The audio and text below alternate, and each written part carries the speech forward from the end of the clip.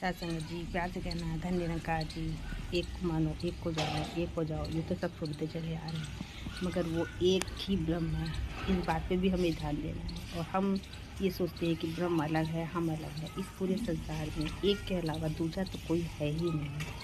तो बस यही, और कहते नहीं है कि हमें उस प्रभु परमात्मा को अपने अंदर देखना है। तो अपने अंदर हमें वो तभी नज़र आएगा जब हम मान लेंगे कि एक ही का पूरे संसार में होना है, और वो ब्रह्म हमारे अंदर है। तब दिखेगा जब हमारे मन की हलचल शांत होगी, हमारा मन बिल्कुल निर्विचार अवस्था में होगा।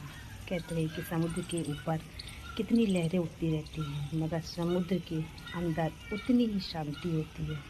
तो जब समुद्र की गहराइयों में जो उतरता है तो उसको ही हीरे मोती मिलते हैं। ऐसे ही जब हम हृदय की गहराइयों में उतरते हैं, निर्विचार अवस्था बनती है। जब हम किसी चीज़ को बड़े ध्यान से देखते हैं, बिल्कुल शांत होकर, विचार तो हमारे मन में आ रहे होते हैं, मगर वो विचार आते हैं जाते हैं, आते हैं जाते हैं। एक अवस्था ऐसी भी आ जाती है कि विचारों का आना बंद हो जाता है, तब वो बिल्कुल निर्विचार अवस्था होती है। और उस निर्विचार अवस्था में हमें इस एक का होना नज़र आता है, क्योंकि हम शरीर नहीं हैं। अगर शरीर को मानना है तो वो हमारी गलती है। शरीर के अंदर हम हैं, हमारा होना तो इसके अंदर है। शरीर के द्वारा तो हम ये यात्रा कर रहे हैं। तो ये शरीर तो बहुमूल्य हमें मिला हुआ है, इसका शुक्राना हमें सद्गुरु से करते रहना चाहिए। क्योंकि अगर शरीर नहीं मिलता तो क्या ये यात्रा हम कर सकते थे? क्या भौतिक वस्तुओं का सुख हम भोग सकते थे? बिल्कुल भी नहीं।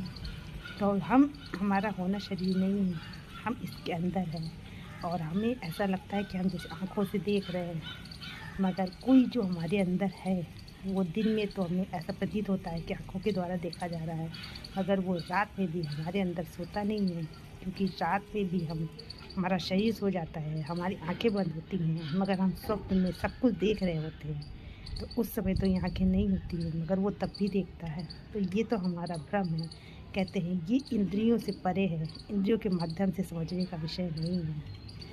तो वो हमें तभी नज़र आता है तो हमारे सामने ही, हमारे अंदर ही, हमारे बाहर भी ऐसी कोई जगह नहीं है जो प्रभु परमात्मा से खाली हो। बस उसको देखने के लिए उस निर्विचार अवस्था की ज़रूरत है। वो जो क्षण मात्र में घटित हो जाता है, तब हमें आत्मबोध होता है। प्यार से कहना चाहिए।